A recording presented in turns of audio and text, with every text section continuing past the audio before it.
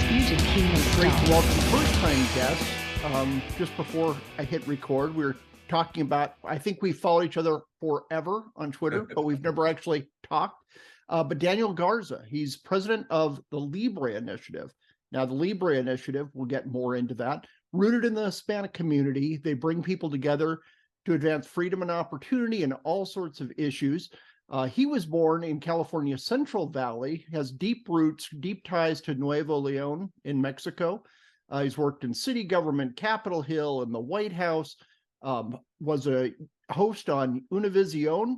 Hopefully I pronounced that correct. Right. My gringo Spanish, my 2 years of college Spanish. Hopefully those will, that'll help enough. Recognized in Congressional Quarterly and National Journal as one of the most influential voices in Washington. Daniel, thanks so much for being on. Well, what an absolute sincere pleasure it is to be on with you, John. Thank you for the invitation. Oh, you bet. You bet. Yeah, and I've been following your work for a long time. Part of it, I live in Arizona, pretty much grew up here since I was like 6. Mm-hmm. And Arizona is, you know, we're a border state, of course, but also we wouldn't be Arizona without our vast Hispanic community. One of my roommates in college, we still chat on Facebook. You know, he was one of those classic, we didn't cross the border crossed us. His family left in kind of the equivalent of southwestern Phoenix, I guess, and they've lived there for, I don't know, 250 years, something like that. And he was way more conservative than I could ever be. So it's great to see some of the voting patterns show that off. And also so many groups, the LIBRE Initiative is doing fantastic work. Why don't you tell our listeners about LIBRE first? Yeah, you know, it's a fascinating part about Latinos who, you know, were crossed by the border. Mm-hmm. I understand after the U.S.-Mexico War that 100,000 Latinos were left in the United States, and they had the decision to make whether to stay in the U.S. Or return to Mexico or cross the border to Mexico. And over 100,000 actually stuck around. So there are families that have been here for generations throughout the West and the Southwest. Just remarkable history that we have here. But in that history too, John, for the longest time in modern history, you know, my observation had been that Latinos were, when it came to the political process and governing, that Latinos were on the outside looking in for the most part. And this caused a lot of resentment. You know, one of the things that, of course, resulted from that was protests, marches, school walkouts, things that were uncouth, you know, in American society. Yeah. But it had to be done because, you know, you demanded a place at the table, right? That your voice was represented and that your community who suffered disproportionately from social ills or whatever it was, right? That, you know, they needed to be heard and also offer up solutions. You know, what can we do, right? You know, to improve the quality of life for Latinos. The LIBRE Initiative really started because a lot of those voices didn't represent the diversity, the vast diversity within the Latino community. You know, we were not wired center-left, socialist, or top-down, you know, government approach to things. Some of us, maybe, I suppose, you know, were influenced by Marxist professors, by unions, by left of center Latino organizations, you know, whatever the case may be. But I just did not feel myself represented in any of the national Latino organizations, especially at a time, you know, when you mentioned that I worked at the White House, it was my job to represent the Latino community to the President of the United States, George W. Bush. I had a heck of a time trying to come up with Latino organizations who were aligned. They just did not exist. And so the LIBRE Initiative was formed. Yeah, that's just fantastic. You're doing great work too. And just not sitting around in cubicles right. in DC, you know, actually, I don't know, talking to people and saying, hey, what can we help out with? How can we pitch in? And it's like, gosh, that's refreshing to see. Because frankly, I could fit in this as well as just like, ooh, all right, look at this brilliant idea I've come up with. Then I'll go back to my couch and eat tortilla chips and salsa and drip it all over myself and not actually get out there and help people in my community. So it's great to see that.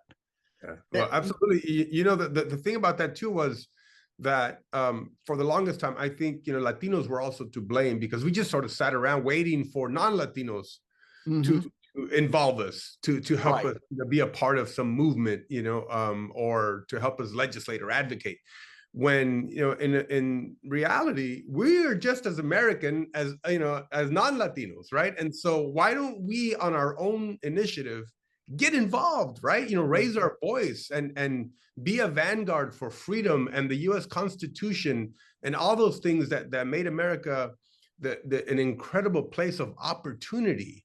And, you know, of course, that means safeguarding those freedoms. And so that's what we do at the LIBRE Initiative is, you're right. The old model was, you know, the Latino organizations that were center-right, or even center-left, is they sat around, you know, thinking up big ideas, and then they throw an event in DC and invited a senator or a congressman, and that was it, right? You know, there was no connecting neighbors with neighbors, people you go to church with or school with or to work with.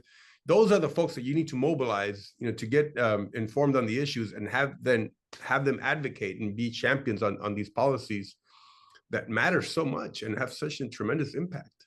Yeah, I remember about a year ago, probably, there's a New York Times reporter, a fellow gringo, and he was bewildered because they had done some polling. It might have been Nate Silver, but don't quote me on that. They had done some polling of different American voters.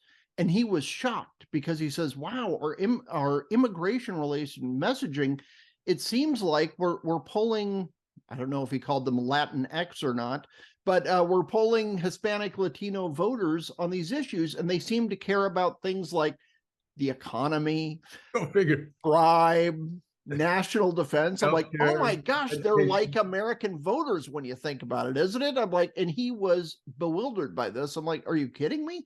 It's just crazy. And it's something that I see all the time in cable newsrooms. They'll have a panel discussion, 5 people, 1 woman is black, everybody else is white.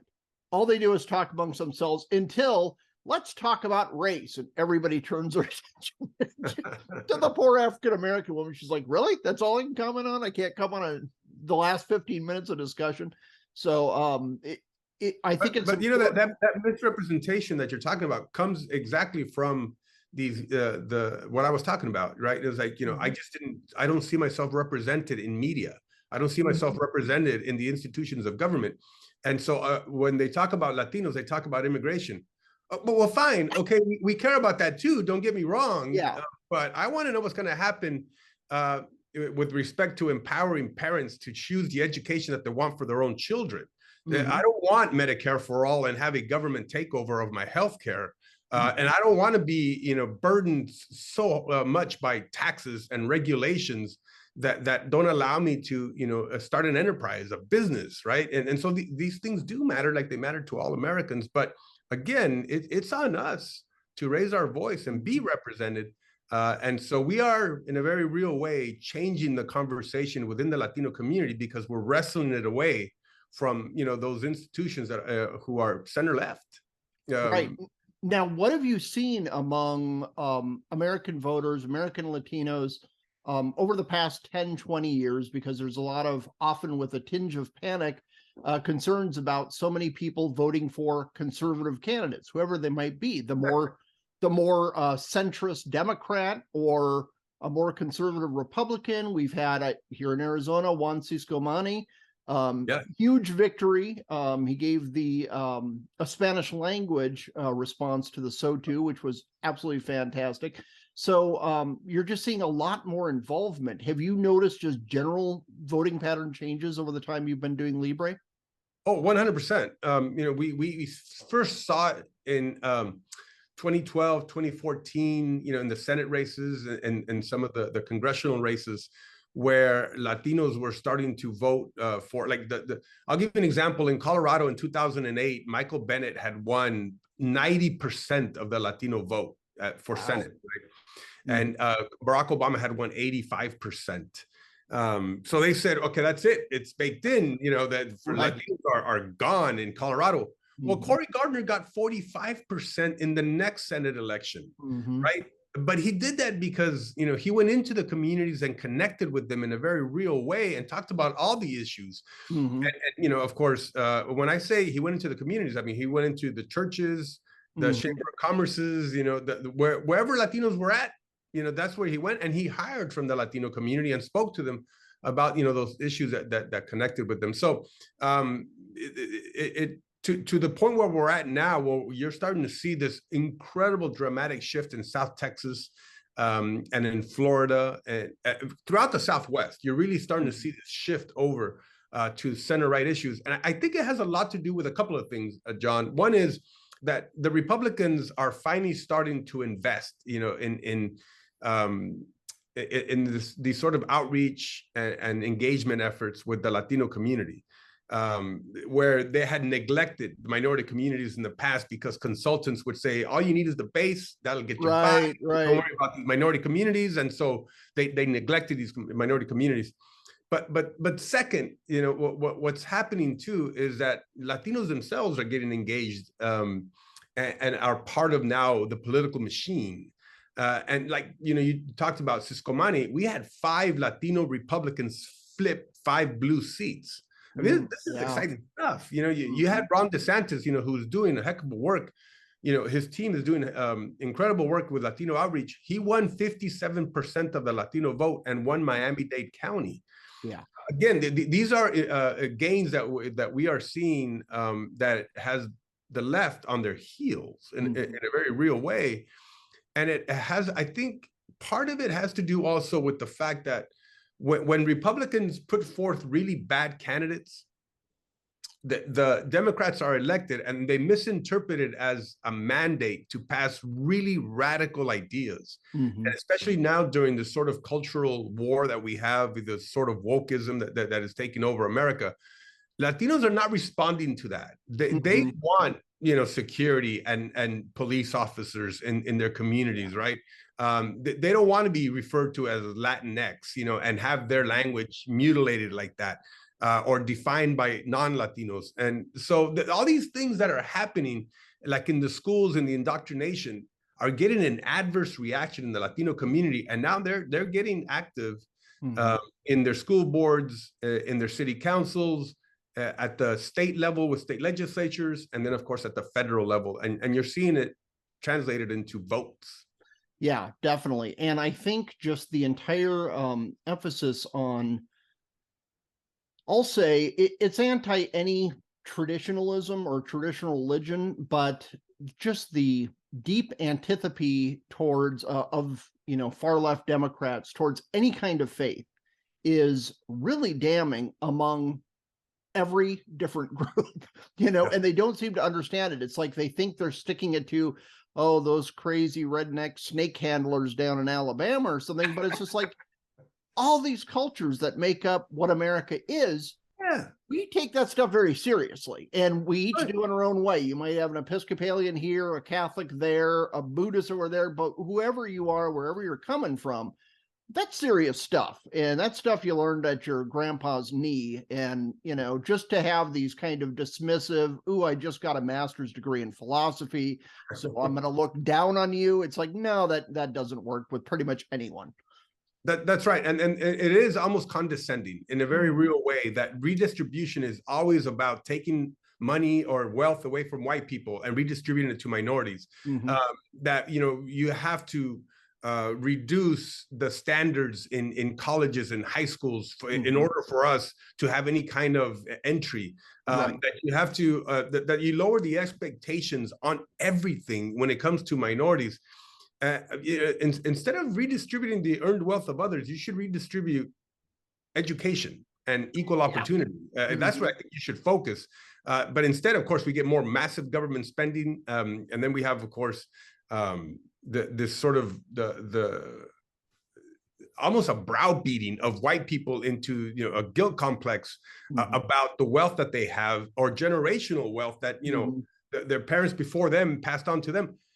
We need to have these honest conversations and tell Latinos and Black Americans, 86% of millionaires in America didn't inherit their wealth. They earned it. right? You know, Right. they built businesses, they created products and services that people wanted, that they met, you know, a demand, and we rewarded for that. And Latinos are doing the same too, right? You know, they're out there hustling, they're working hard, and then they're innovating and creating businesses, generating wealth for themselves and others. And again, that's the kind of activity that you want, productivity. Right, right. And just to see, I live in Mesa, Arizona, like probably the largest population-wise suburb of Phoenix. We're east of Phoenix. And yeah, most of the new businesses open, I would say, are Hispanic-owned businesses, and which I'm very happy about, especially when they're in the food sector, because growing up here, I'm kind of addicted to good food like that. So, but what do you think is going on? One thing, and we talked about this on Twitter, just like to get you on here, I wanted to talk a little bit, not just about America, but what's going on with Latin America in general. You've had a lot of major leftist wins. You've had is it Xiomara Castro in Honduras? You have Daniel Ortega, Nicaragua, Petro in Colombia. So you have a lot of these leftist politicians taking control of the government. On the other hand, though, like a year ago, it was looking pretty bleak, but also you have El Salvador going more conservative. Chile, they tried to force this very leftist constitution. They gave it to the voters. Voters completely rejected it. So it seems like a mixed bag, but how do you think things are trending south of our border? Yeah, you're right about the mixed bag. It appeared, I think, that the fever of socialism had broken in South America with the election of Mauricio Macri in Argentina, very, very much center-right. Bolsonaro in Brazil, center-right. Duque in Colombia, center-right.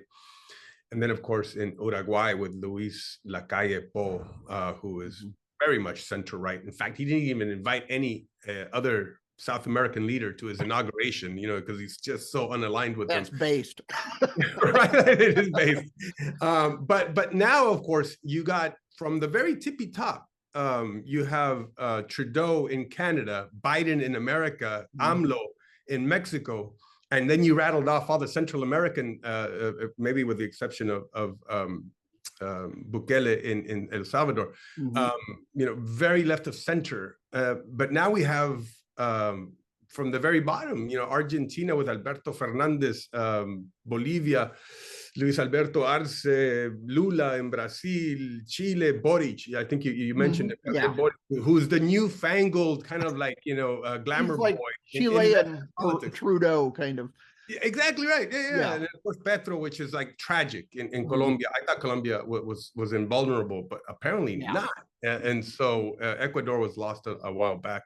But you're right. This sort of what they call a pink tide is very much reflective of North America, even right now, in the sense that it has gone left. Now, it may be a harder left than of course, North America, but it's still, it's now called the leftist hemisphere.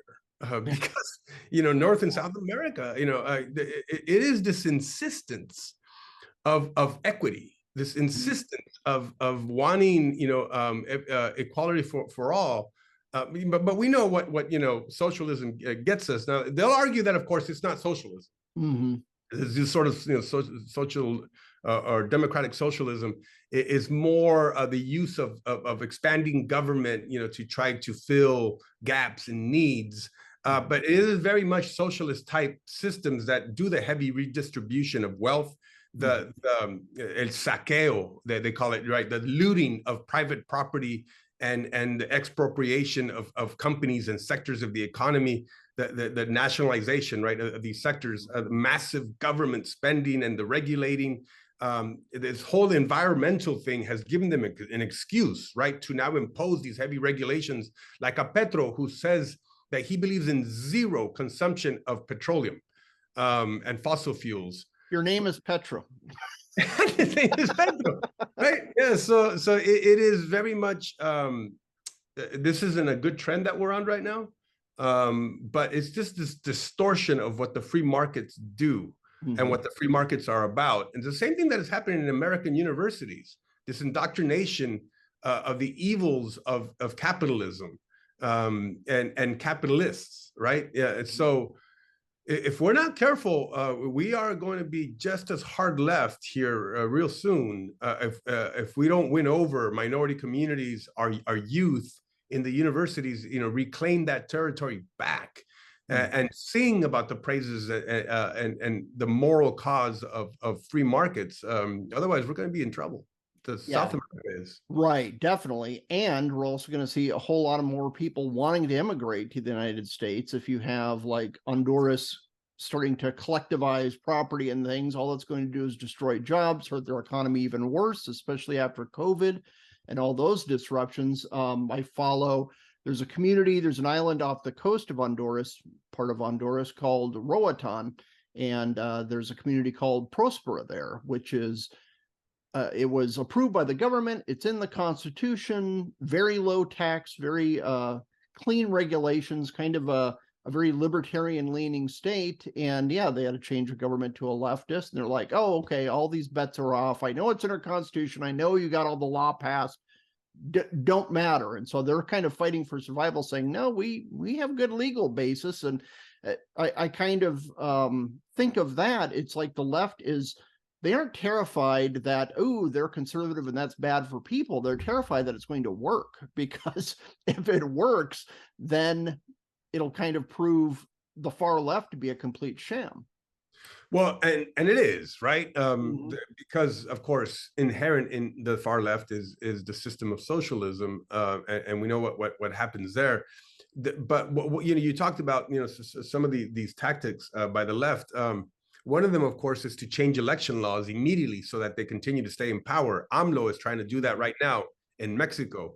Gabriel Boric is trying to do that in Chile, and we saw that with Evo Morales, try to do the same thing in Bolivia. But here in America, the stacking the U.S. Supreme Court to get favorable decisions. Right. The first bill out of the box in the Biden administration was to change our national elections to nationalize them in a very real sense, to require national IDs of everybody, because apparently minorities are too stupid to get IDs, so they can't go vote. So let's just do away with IDs at the voting box. This kind of these electoral reforms disguised as improving the democratic system, but really are meant to continue power. Right, they're more focused on preserving their power than they are on a pro-growth economy.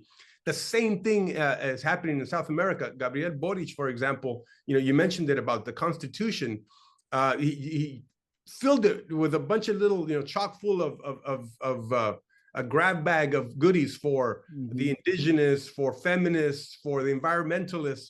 It could be, he was trying to form a coalition of support for passage of this thing, and it was going to be a hard left document. It failed somehow, shockingly to a lot of people, but they're close, to passing. What would be an entire rewrite of a constitution of Chile that would keep the left in power for a very long time to come, and of course would it's just, it is a guarantee that it is going to send the country into inflation, the devaluation of the currency, the lower power of wages, and then of course the misery and the poverty and the unemployment that comes with it because of the reductions in productivity. Is this right? And just looking, but they keep doing it. Yeah, and looking at the examples, do you want to be Cuba? Do you want to be Venezuela? It's like, how could you even think that there's any hope of there after those object lessons of just misery? And yeah, Colombia surprised me a great deal too, just because Venezuela is their neighbor. There's all these people trying to escape and come into Colombia. Then they're like, yeah, we should go a little more leftist. I don't know. It's disappointing. So hopefully in America, we'll start to turn things back. How much do you think too, one thing I wanted to talk about is the importance of, we touched on faith before, but I would say throughout Latin America and in the United States especially, I think of my forebears. I'm of Finnish extraction. And so immigrants come here, I don't know, 1880, 1890. What do? They move to community where their Finns are, and they hang out at the church. That's right. What you do. And that's kind of the weird thing about American Christianity, because there was always this, when immigrants come in, okay, I don't have any money. Where am I going to get some food? Well, if you're Czech, you go to your Czech congregation.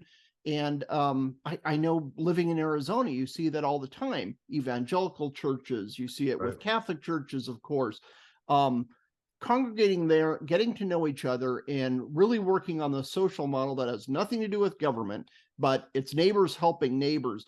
Do you Right. think that going forward, especially as so much of at least the top level of Democratic leadership seems so anti-faith, anti-religion in general, do you think that's really just going to tether not only the Latino community, but communities, every kind of American voter out there saying, hey, leave us alone? Do you think, what impact do you think faith is going to have in the next 10 years or so? Yeah, well, we're very expressive about our faith. Mhm. And I encourage, our staff and our team to be expressive about faith Mhm. and to defend it, right? Because it's, the freedom of religion is interdependent with the other freedoms of the Mhm. press, of speech, of, even, possession of firearms. Look, I feel strongly that, our faith, in a Christian faith especially, gives us a national identity. Mhm. There's alignment there on values, on principles. And I Mhm. think one of the reasons why, folks can come over from the entire, hemisphere into America and assimilate so quickly is because of Christian values, Judeo-Christian Mhm. values and principles that we all share. Mhm. The Bible, the scriptures are something that we all, have in common. And we draw, I think, a lot of our policy positions from, I know I do, from my Mhm. faith. Yeah. And so do Latinos and blacks and whites and, across the board. And it is something that I think the Marxists know is a threat to them, and which Mhm. is why they always attack religion and faith Mhm. of a people. Mhm. And I think if we lose our Christian faith, we lose that identity and that alignment. And I think social cohesion will deteriorate at a maximum velocity. Right. The institution of family will also disintegrate. We are governed by the Constitution, and inherent in the Constitution is the belief that our rights and freedoms emanate from the hand of God Almighty, and Mhm. that there is a higher power than politicians and government in Washington Mhm. D.C. And we have to heed that higher power, right? And it's in Scripture, and so there's a higher law here, and so any attacks on faith, I think, are attacks on our national identity and that higher power that governs us. And I resist it as much as I can. And like folks at the LIBRE Initiative of faith are also very cognizant of the value of faith in the American people. Yeah, yeah, that's something I noticed. I don't know, 4 or 5 years ago. I used to, well, I just talk about politics and I talk about policy and I try to partition out everything else. And in our modern culture, everything's mixed together, especially with like the crazy wokeness and things. It's just like, oh, this stuff is all combined. You can't just separate stuff out. And a lot of it too is, when I'm saying respect the faith of this one person or this one group of people, I'm also saying respect the guy who just isn't that into it. It's like we don't need to be fighting each other on this stuff. But when you try to eradicate people's deepest held beliefs, oh yeah, there's going to be pushback in a lot of it. But there is now, you're seeing it more and more, an imposition by non-believers on Mhm. believers, right? Yep. An imposition that no, you will be secular, you will, hang Mhm. Jesus, at the door when you walk into the policy table or Right. into the policy room. No, he comes with me, right? Yeah. That's who I am as a person, is my Uh-huh. faith in Jesus Christ, and Scripture. And Mhm. so I will sing the merits of Holy Scripture, and you can sing the merits of whatever you got going on, right? Mhm. And Right, let's have right. that discussion. Let's see who wins out at the end of the day. If I'm able to persuade my fellow citizens that this is the right course on policy, Mhm. or yours, Right. but don't try to shut me out or shut me up, Exactly. because I'm a person of faith. I will always defend that, and defend Right, that. right. Yeah, that's fantastic. I think more people are feeling that way after I don't know, coming from a dominant culture, maybe it's just Midwestern background. It's just, oh, you don't talk about religion, you don't talk about politics. People are like, all right, already. This is what I believe. That's right. Deal with it, kind of a thing. Well, Daniel Garza, where can people find out more about you and the LIBRE Initiative? Well, we're all over the place. We're in 14, 15 states, so you can visit us at our offices. But you can find out where we're at by going to www.bilibre.org. On Facebook, the LIBRE Initiative, on Twitter, LIBRE Initiative, and I think we're also on Instagram and some other stuff. I don't follow all the social media Right. which our young kids do, but yeah, we're all over the place. Great, great. We'll include links in the show notes. Really appreciate your time with us. It was great to have you on. Thank you, John.